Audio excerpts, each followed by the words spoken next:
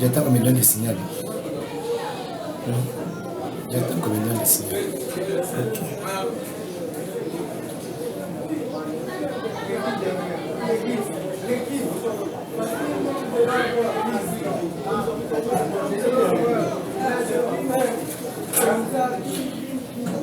Voilà.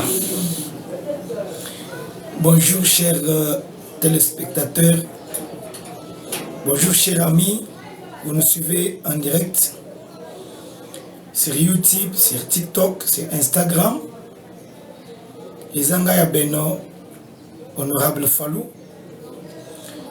Donc, chaîne Nabiso, ou soit ba chaîne Nabiso, Isa Pona Kopé Sabino, Papa Alex Monga, bienvenue dans l'émission.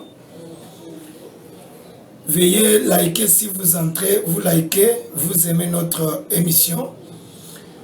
Parce que ici, nous vous mettons à la une des actualités qui se passent au sein de notre très chère patrie, la République démocratique du Congo.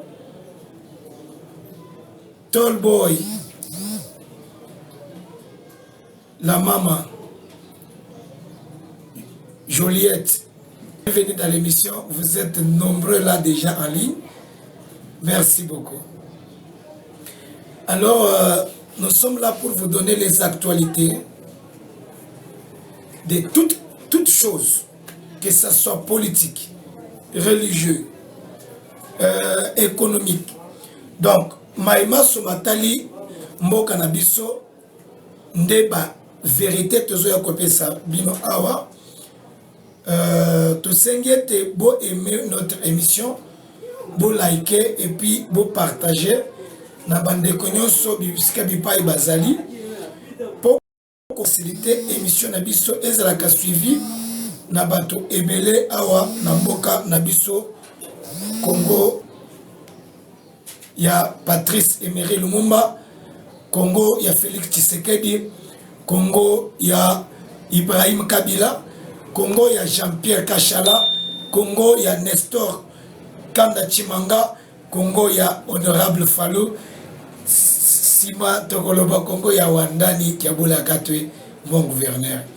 Alors, tu peux déjà combo ou bien sujet, il y a émission Nabiso, Tokolobela Likolo, il y a Maïmatali, opération Kanyemaka CC en République démocratique du Congo.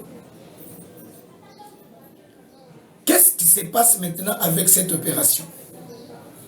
Ezanga na kolobela likambo anate, mais sur notre plateau, Tokoyamba Moko Nabiso, jeune leader, jeune entrepreneur.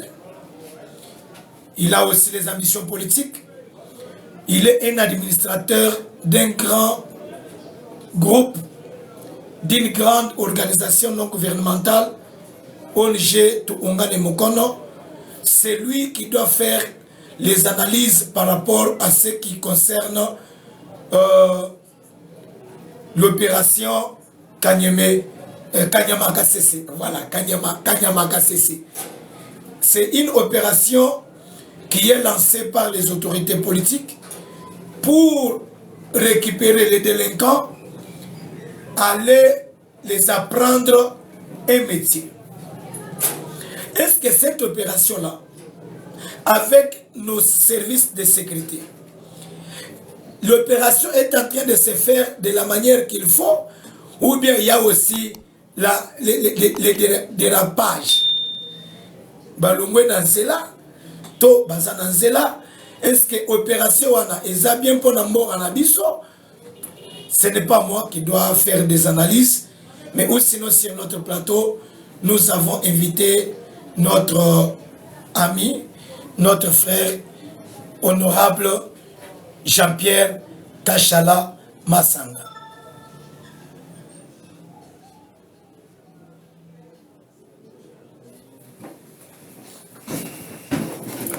C'est bien.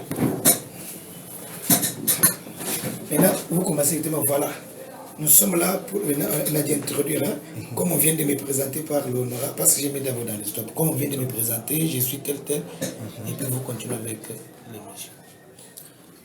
Merci beaucoup à tout le monde. D'abord, je remercie l'honorable Fallou qui nous a reçus aujourd'hui.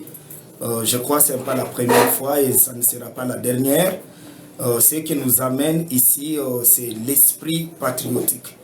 Dans cet esprit patriotique, nous nous sentons poussés à louer les actions positives de notre cher président de la République, Félix-Antoine Tshisekedi Tshilombo, que nous remercions beaucoup pour la vision générale sociale sur notre pays, pour la population, pour la jeunesse.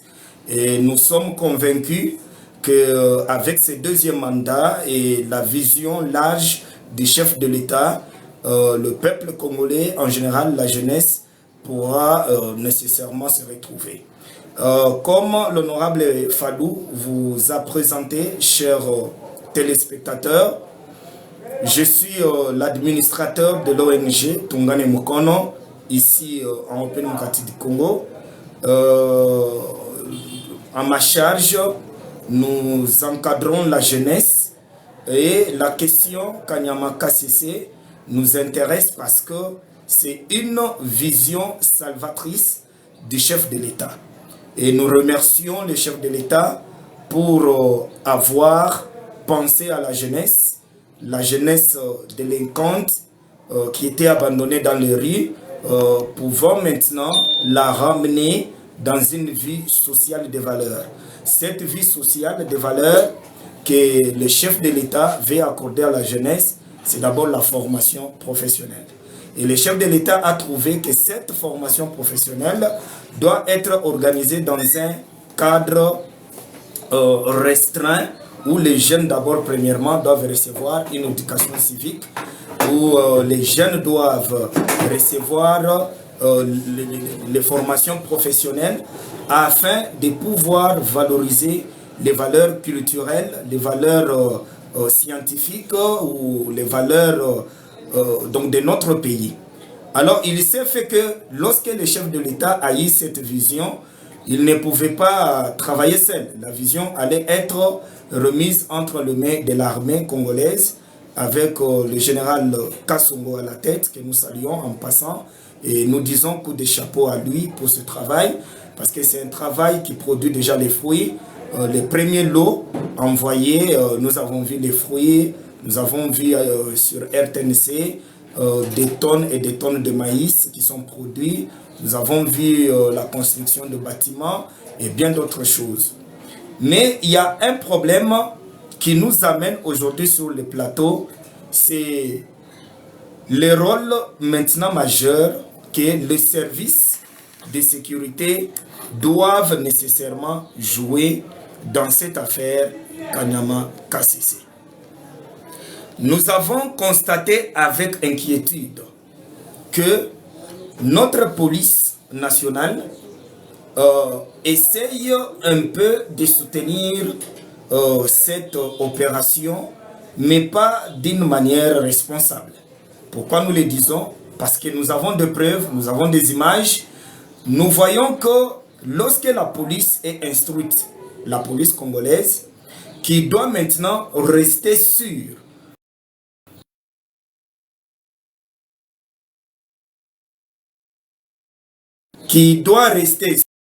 sur la conduite selon les instructions qu'elle a réussi des autorités militaires.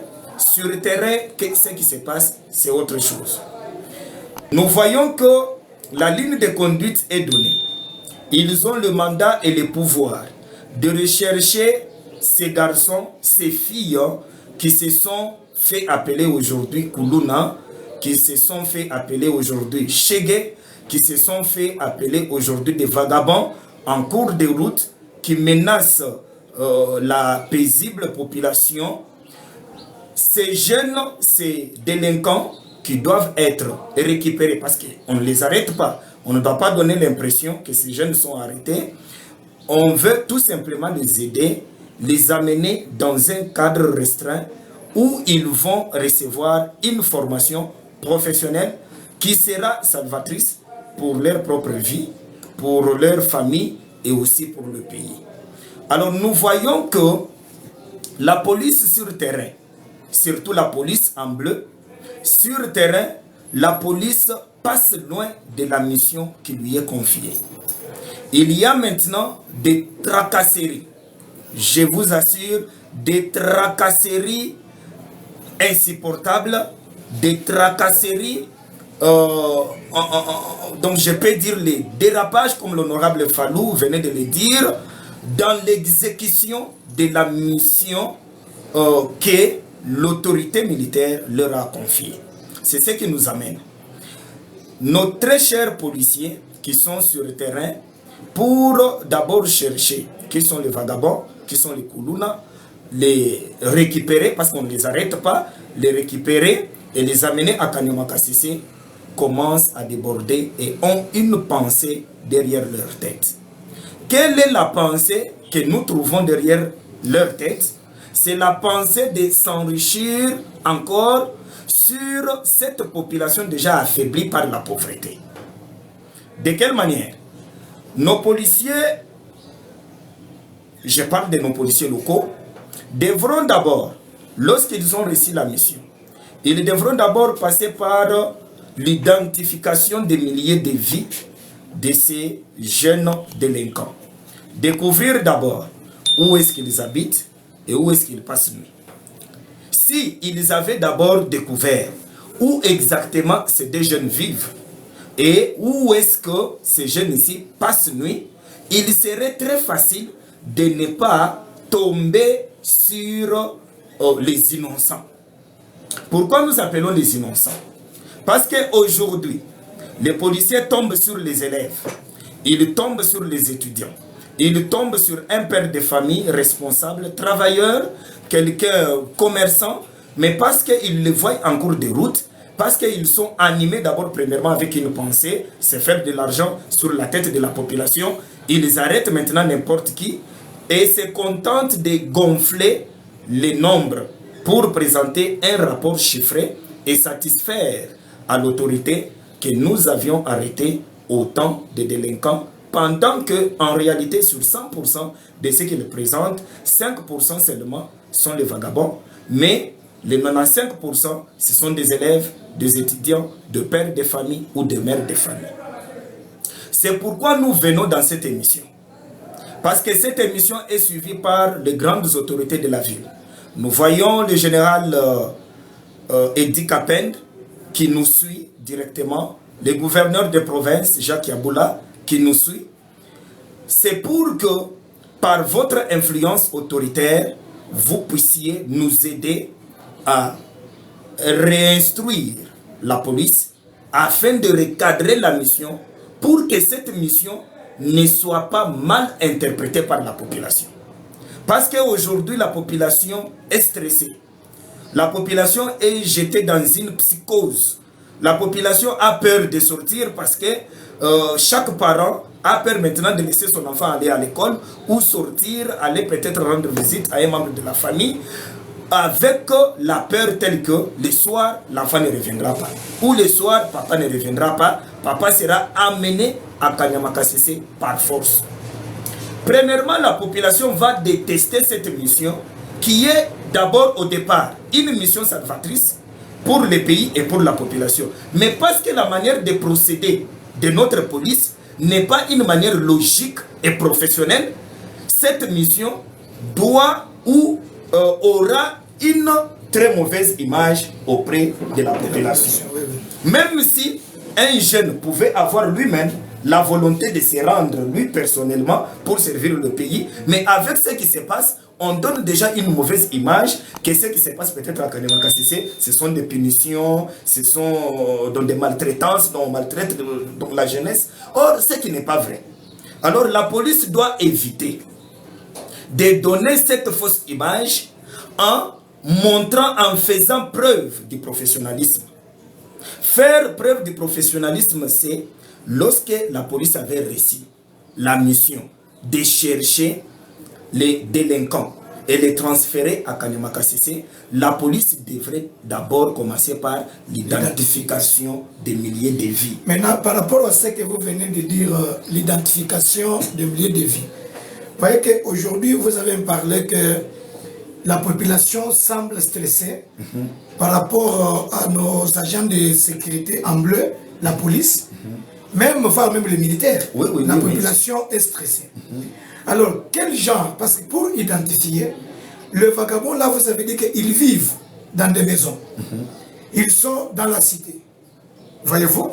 Maintenant, comment la police peut arriver à identifier les lieux d'habitation de ces enfants que nous voyons pendant les jours dans les arrêts, pendant les jours dans les coins des avenues, pendant les jours dans des marchés, pendant les jours devant les magasins?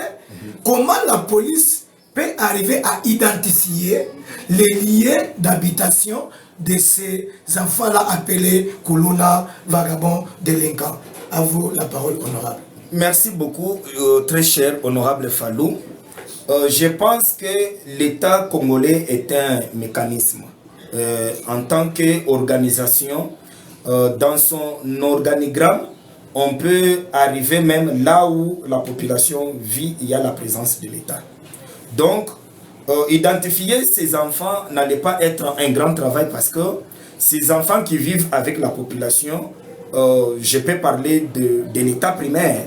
D'abord, les chefs de riz, les chefs de quartier, ce sont d'abord les personnes mieux placées d'identifier. Parce que si moi je suis chef de riz, je connais exactement sur ma rue, j'ai combien de familles.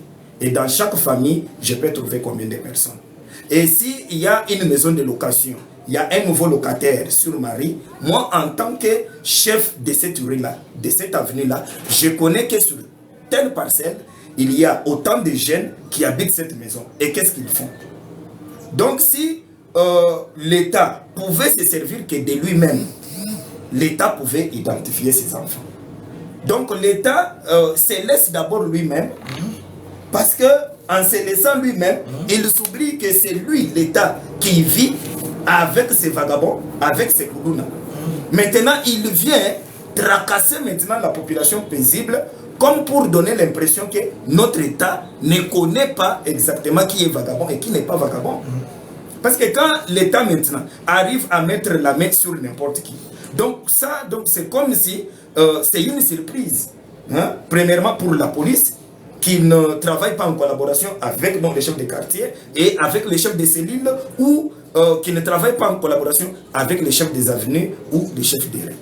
Maintenant, en tant que jeune leader, vous êtes responsable dans une organisation non gouvernementale. Oui. Est-ce que vos ONG, les ONG d'une manière générale, on parle que ce sont des organisations non gouvernementales, est-ce que les ONG ont aussi un impact sur l'identification des Kuluna, des vagabonds?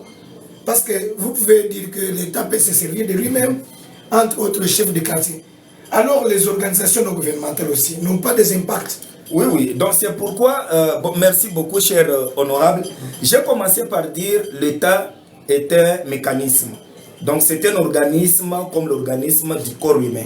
Les ONG, nous, les ONG, les associations, nous faisons partie de cet organisme, l'État. Donc ce qui signifie que nous, en notre sein, les gouvernements, en se servant des chefs de cellules, des chefs de quartier, qui sont aussi les organes de l'État. Donc nous aussi, nous sommes les organes de l'État parce que nous travaillons avec l'autorisation de l'État congolais qui nous donne les statuts et les pouvoirs de travailler avec la population et de travailler aussi sur la jeunesse. Nous avons aussi un apport majeur à apporter dans l'identification de ces enfants de la rue, que nous appelons les vagabonds, les Kuluna, les délinquants. Les ONG, les associations, pourquoi nous disons que nous pouvons aussi aider à identifier ces enfants? Parce que nous vivons parmi ces enfants. Parce que nous vivons parmi ces enfants, nous sommes comme la population, nous sommes la population, alors nous connaissons qui est élève, qui n'est pas élève. Nous connaissons qui a l'âge de travailler, mais qui n'a pas un travail. Nous connaissons qui mérite une formation professionnelle, mais qui fait autre chose. Alors, si l'État pouvait se servir maintenant de tous les organes, les chefs de quartier, les bourgmestres des communes, ainsi de suite, voire même les associations et les organisations, l'identification de ces enfants allait être quelque chose de très simple et la mission allait avoir une belle image et être appréciée. Mais notre deuxième rôle que nous, en tant qu'ONG, allons jouer dans cette affaire est, avant même que l'opération Kanyama Kasese ne soit lancée, nous, on devrait, l'État allait recourir à nous. Parce que nous encadrons la jeunesse. Oui, oui. L'État allait recourir à nous. Nous, on allait d'abord véhiculer le message. Et puis sensibiliser la jeunesse. Pour que la jeunesse soit consciente que l'opération Kanyama Kasese va débuter comme ça. Et quelqu'un se sent maintenant engagé. Et donc la jeunesse allait être prête pour se rendre lui-même, se livrer, dire que je suis prêt pour servir mon pays. Mais maintenant, les fausses informations, les fausses interprétations, telles que les gens maintenant commencent à ajouter, pour dire que quand on vous amène là-bas, vous allez faire 2 jours, on vous amène à l'est du pays. Donc avec ça, c'est pourquoi vous voyez les jeunes qui sont en train de fuir. Pourquoi? Parce que l'État, premièrement, l'État congolais, néglige les ONG. En négligeant les ONG, tout ce que l'État congolais est en train de faire, il le fait avec une réussite faible. Je peux le dire, l'État aura une réussite à 100% que s'il s'approchait de nous, les ONG, travailler avec nous en synergie. En ce moment-là, nous organisons des ateliers de formation et de sensibilisation. Nous pouvons sensibiliser dans les arrêts, au marché et partout pour que cette population-là, cette jeunesse-là, soit prête à répondre oui lorsque l'opération est lancée. Et cette opération-là, je crois, si on avait procédé par des sensibilisations, la police n'allait pas avoir un travail aujourd'hui de tomber sur les innocents. Je crois qu'on allait seulement avoir les points d'entente, c'est-à-dire dans des quartiers, dans des communes, la population saura seulement qu'il y a un bureau tel part de recrutement des agents de Kanyama Kasese. Parce que ces enfants-là ont peur de partir. Parce que donc on parle seulement de Kanyama, mais on ne parle pas des activités et on ne parle pas aussi de l'identité de celui qui va travailler dans ce service national. Alors il faut amener d'abord la jeunesse à comprendre que c'est un service national. C'est l'État qui dirige. Et comme c'est l'État qui dirige, ces jeunes recrutés plutôt seront matriculés au même titre qu'avec les fonctionnaires de l'État et qui reçoivent un salaire. Donc c'est un bon message, mais mal transmis par nos agents de sécurité. Voilà, vous avez compris les analyses d'un jeune leader. Vous les voyez, les jeunes leaders à côté de moi. Il est un grand partenaire de notre chaîne YouTube, Ne jamais trahir le Congo TV officiel. Vous avez compris que le message de Kanyama Kasese est mal transmis par les autorités. C'est comme qui dirait, j'étais au niveau de Caravia, j'ai vu un enfant vagabond, déjà rasé, il me dit que Papa Fallou, moi on m'avait arrêté, j'étais au point de partir à Kanyama Kasese. Je ne sais pas quelle grandeur de souffrance j'allais souffrir à Kanyama Kasese. Parce qu'on nous a dit que si on t'arrête, on doit t'envoyer à l'Est. Vous voyez qu'à l'Est, il y a la guerre. Moi, je ne connais pas manipuler l'arme. J'allais mourir du tout. C'est pourquoi j'ai fait de tout mon mieux. On a appelé les parents. Ils ont donné de l'argent et on m'a relâché. Vous voyez. Et j'ai dit à l'enfant que l'argent que tu as vu aux gens ici, c'est un risque. C'est un risque. Que si tu pars à Kanyama Kasese, tu dois prendre un métier et ce qu'on te payera, ça sera mieux que ce que tu as vu aux gens. Vous voyez. Alors, Vraiment, merci beaucoup, honorable. Nous vous remercions. Notre numéro, c'est plus 243 84 444 36 65. Plus 243 84 444 36 65. Veuillez aimer notre émission. Veuillez liker, partager partout. Oui, oui. Je pense que vous avez suivi que ce que nous faisons ici, ce n'est pas des blagues, mais nous sommes animés par un esprit patriotique. Voilà que tout ce que nous parlons, c'est pour l'intérêt de notre pays. Oui, Excellence, Oui. je reviens encore auprès de vous. Oui. Est-ce qu'avec ce que la police est en train de faire aujourd'hui, on nous appelait même là avant de monter, si vous avez vu comment les gens m'appelaient. On a dit qu'aujourd'hui, la police attrape même les innocents. En n'attrapant les innocents, en arrêtant les innocents, mais la police est consciente que ce sont les innocents. Et il les cachotte, il les met dans le cachot, et après quoi, il commence à exiger les montants exorbitants. L'État 500 000 francs. Ceux qui paient 500 000 francs, avion, il y a lundi au Komata. La police elle-même commence à donner la peur. Et quand on vient avec 500 000 francs, par une population souffrante d'abord, une population sans travail, une population en crise, on impose encore un montant et voilà qu'on ajoute souffrance sur souffrance. Alors, le problème, c'est la police qui est mal payée pour commencer à chercher c'est tout là pour avoir de l'argent, ou bien la police est instruite comme ça par sa hiérarchie. Qu'est-ce qu'il y a à la base de cette mendicité-là? Honorable Fallou, si nous pouvons parler de la mendicité de la police, parce que ça commence à faire honte. Notre police n'est pas du tout professionnelle. Elle a d'abord, premièrement, un comportement semblable à celui de ces enfants qu'on appelle vagabonds délinquants. Il n'y a pas une différence. Il n'y a pas une différence. Il n'y a pas de différence entre la police et la délinquance. Oui, oui. Dans la manière de menacer la population, quand la population se retrouve devant un policier, c'est-à-dire, premièrement, la personne doit se demander où est-ce que je dois mettre mon téléphone.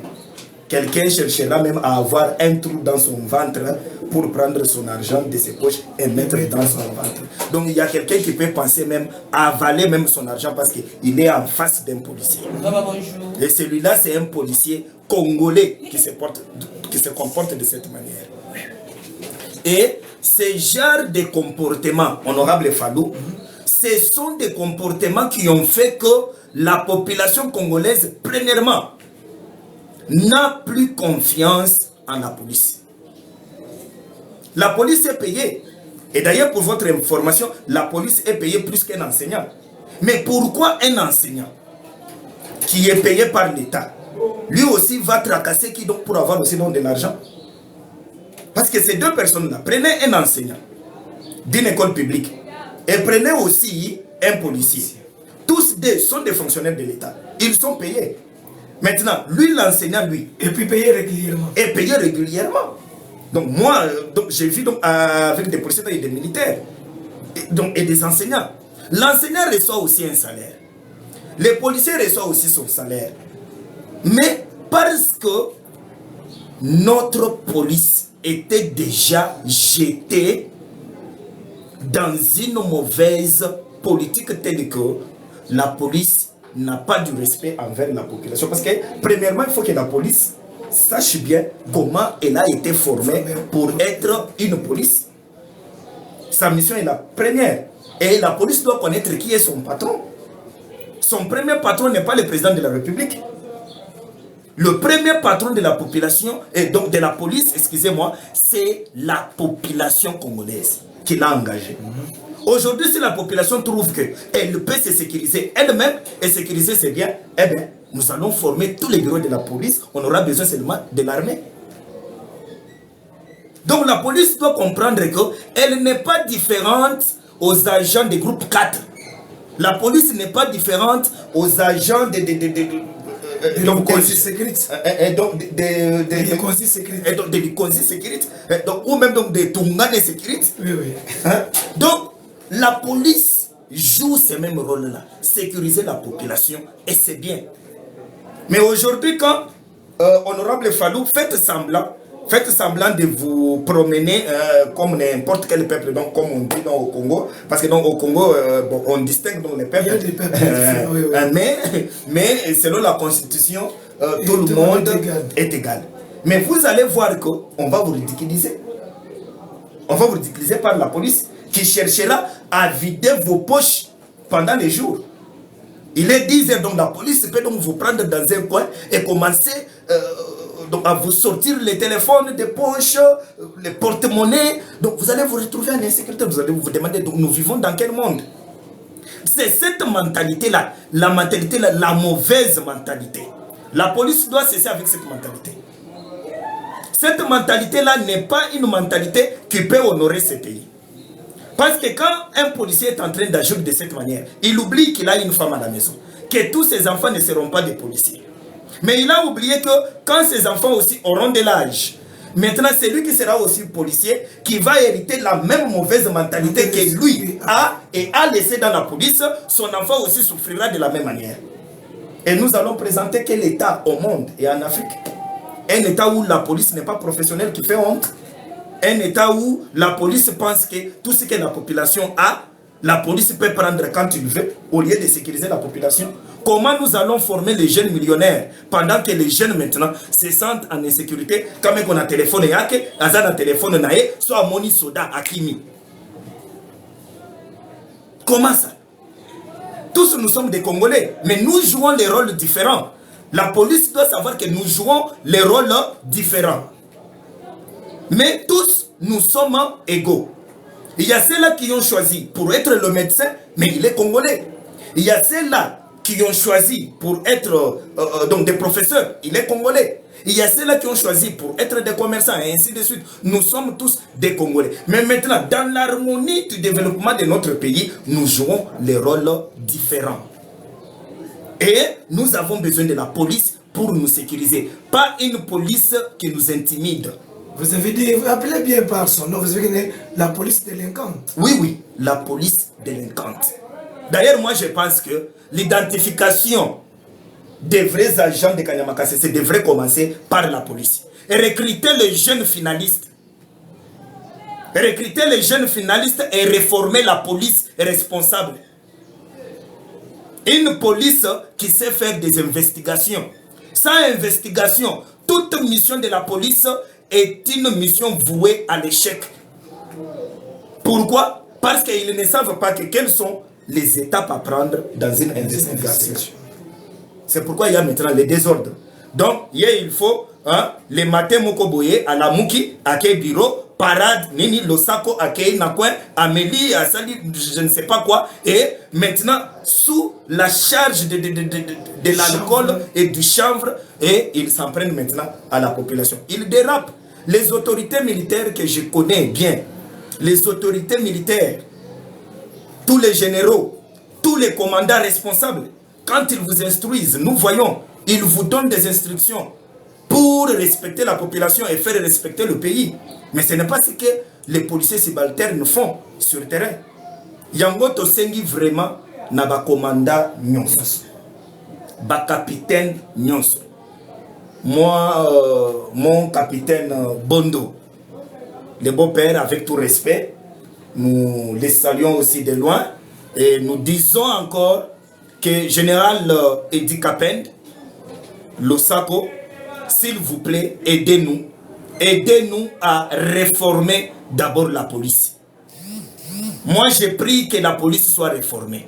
Dans la police, il y a les bons et les meilleurs agents pour Kanyama Kasese.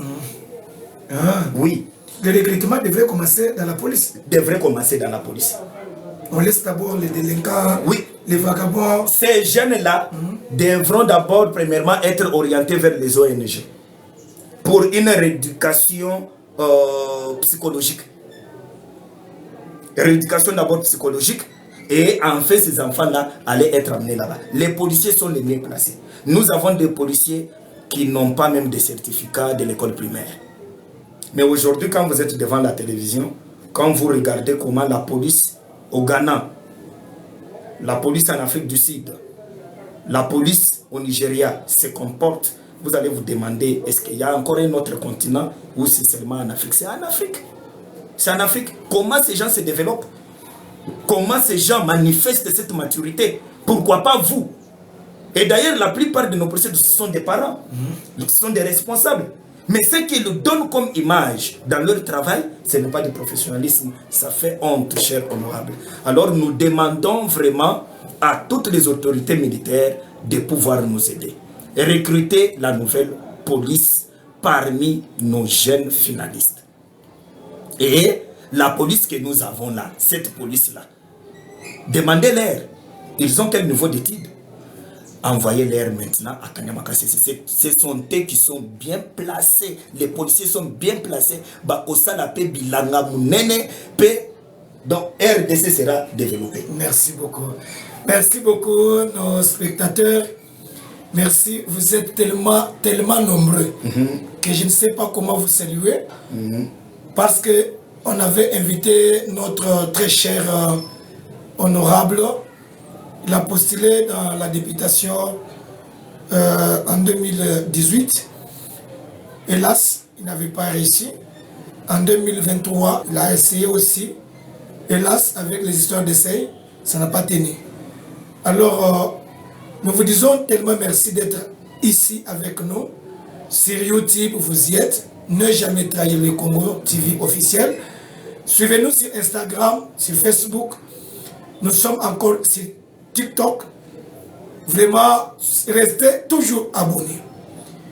Dans notre émission, nous avons essayé, par le biais de notre honorable, de conseiller la police avant de ramasser le jeune. Commencez par identifier les milliers de vies. Avant d'identifier, associez-vous aux organismes, aux organisations non gouvernementales, donnez la mission de sensibilisation, que le message soit bien transmis, que les jeunes sachent si on m'arrête aujourd'hui, que je pars à Kanyamakassese, qu'est-ce que je dois faire? Ce n'est pas pour la mort, c'est pour l'avenir. C'est pour l'avenir. Alors, vu que le message n'est pas bien donné, voilà que et la police ne connaît pas son rôle, son apport vis-à-vis de cette opération Kanyamakassese, et la population aussi n'est pas informée de cette opération Kanyamakassese. Voilà, on a fait appel aux autorités de la police ainsi que des militaires de rééduquer, réformer et renouveler la classe de l'armée ou soit de la police. Comment faire? On a dit que les jeunes, jeunes oyo basé na 6e des humanités, 4e des humanités. Ceux qui basent ici, au moment que pour ngonga oyo, université est à plein, mais ça les a été. Mais au lieu de former banawana, Kassapa, IPEL, Inikino, OIM de Moujimaï, au lieu de se distraire, kuna kanga bango, bazwa bango, batia bango na la police, soit na armée. Hein, chère autorité, vous comprenez. Voilà, c'est un peu ça. C'est un peu ça. Former d'autres départements là. Hein? Médecine fermée. Il doit faire quoi? Nous avons combien des hôpitaux de l'État et privés? Il y a combien? Et si ces enfants-là terminent, ils iront où? Délinquance. Oh non, droit. Nous avons combien de magistrats sans fonction? Nous avons combien de maîtres sans fonction? Alors, au lieu que ces enfants-là puissent se distraire là-bas, fermez d'abord les droits, fermez. Que tous ces enfants qui terminent aujourd'hui, destination armée, soit la police, qu'on ait une armée forte et une police forte, responsable. Vous verrez que cette délinquance dans l'armée et dans la police prendra fin. Vous avez compris? Vous, la police, n'arrêtez pas les innocents. Si vous arrêtez innocent, peut-être par mégarde. Mais si la personne amène les preuves tangibles, relâchez gratuitement. Ne demandez rien. Ne torturez pas. Ne ravissez pas le téléphone. Voilà. Nous sommes à la fin de notre émission. Merci beaucoup, cher honorable. Vous nous aviez dit que vous êtes un responsable dans l'organisme et une organisation non gouvernementale. Parlez-nous d'abord de votre ONG parce qu'il y a beaucoup de gens qui vous suivent. Peut-être ça peut leur intéresser de vous chercher ou bien de travailler en synergie avec vous. Parlez-nous d'abord de votre ONG. Merci beaucoup, honorable Fallou. Je n'allais pas avoir tout ce temps que vous m'aviez accordé sans pouvoir vous demander parler de ma très chère organisation non gouvernementale Tungane Mukono. D'ailleurs, hier, j'ai lancé une invitation sur notre page Facebook, sur notre groupe. J'ai lancé l'invitation à tout le monde qui va nous lire, tout le monde qui va suivre cette émission. Même si vous êtes à Kinshasa, l'invitation que j'ai lancée vous concerne. L'ONG Tungane Mukono, nous sommes à Lubumbashi.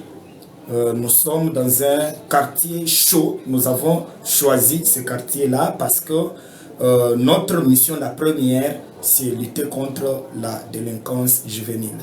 Alors, en tant que tel, on ne pouvait pas amener l'ONG Tungane Mukono loin de Machu Picchu qui est réputé. Donc, si je comprends, dans vos objectifs, vous luttez contre la délinquance. Oui, oui. En collaboration avec la police. Parce que vous connaissez les délinquants. Oui, oui, nous les connaissons parce que nous les voyons. Donc, c'est ce que je dis, nous vivons avec eux. Ces enfants vivent dans nos milliers de vies. Ils vivent parmi les membres de Tungane Mukono.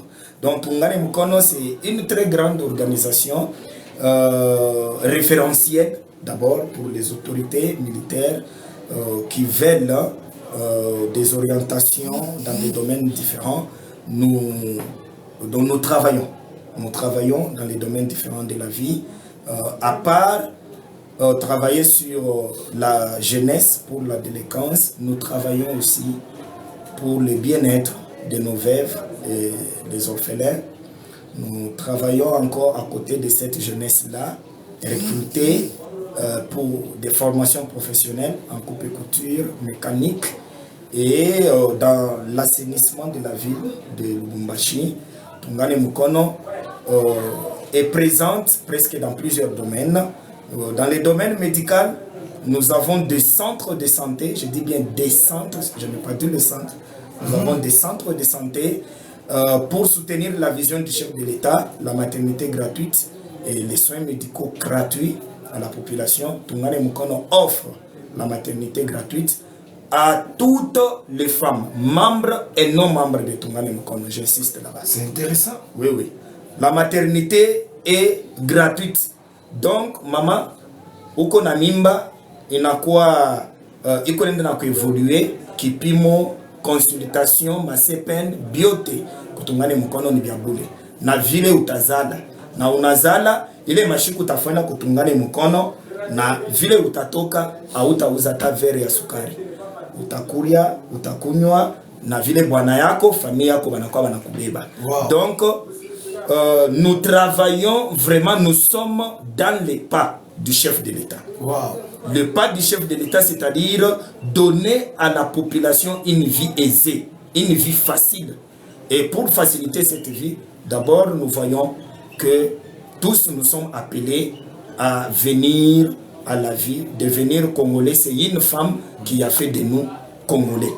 Alors, nous nous occupons de cette femme qui a fait de nous des Congolais aujourd'hui en lui offrant une maternité gratuite pour qu'elle continue à nous donner des compatriotes. Merci beaucoup. Et bon, je pourrais encore ajouter quelque chose. Oui, pour terminer. Pour terminer, l'ONG Tungane Mukono est dans le domaine agriculture. Cette année, nous avions travaillé dans le domaine agriculture. Nous avions produit en abondance le maïs pour nos veuves, nos orphelins et certains membres de notre organisation qui sont dans les soucis, dans les besoins d'avoir un peu la nourriture de base.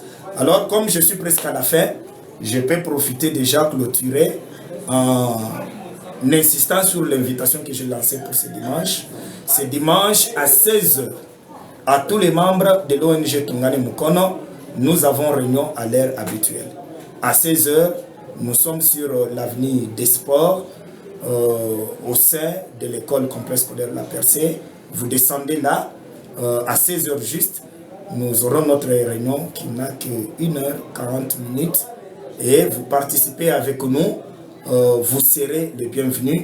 Nous invitons toutes les autorités qui nous suivent de venir voir comment nous sommes en train de nous débrouiller pas mal, mais quand même nous avons besoin de votre appui et de votre soutien parce que nous avons besoin de têtes, de vieux, hein, parce que chez nous en Afrique, un vieillard est une bibliothèque. Nous avons besoin de vous, nous avons besoin des honorables députés, nous avons besoin des honorables ministres provinciaux, nous avons besoin des autorités militaires pour venir nous soutenir parce que le travail est grand, le travail est vaste, nous rencontrons des besoins multiples de veuves et des orphelins. Cette année, on n'a pas réussi à scolariser tous nos orphelins parce que les moyens étaient tellement limités. C'est pourquoi nous faisons appel à vous, honorable Jean de Dieu Moulenda. L'ONG Tongane Mukono a besoin de votre soutien. Monsieur le gouverneur Jacques Kiaboula Wandani, Tudi Tombakaja, nous avons besoin de vous. On a besoin de vous sincèrement. Nous avons besoin de vous, mon capitaine Bondo, nous avons besoin de vous. Nous avons besoin de vous, général Edi Kapend, Mokonzi. Nous avons besoin de vous, ne jamais trahir le Congo, Ibrahim Kabila, le vrai sang, le sang naturel de son père. Nous avons besoin de vous. Merci beaucoup. Et restez abonnés, attachés à notre chaîne et vous aurez beaucoup de réalités. Merci. Merci beaucoup, cher. Au revoir. Merci beaucoup. C'était un plaisir. Bye. Bye. Okay.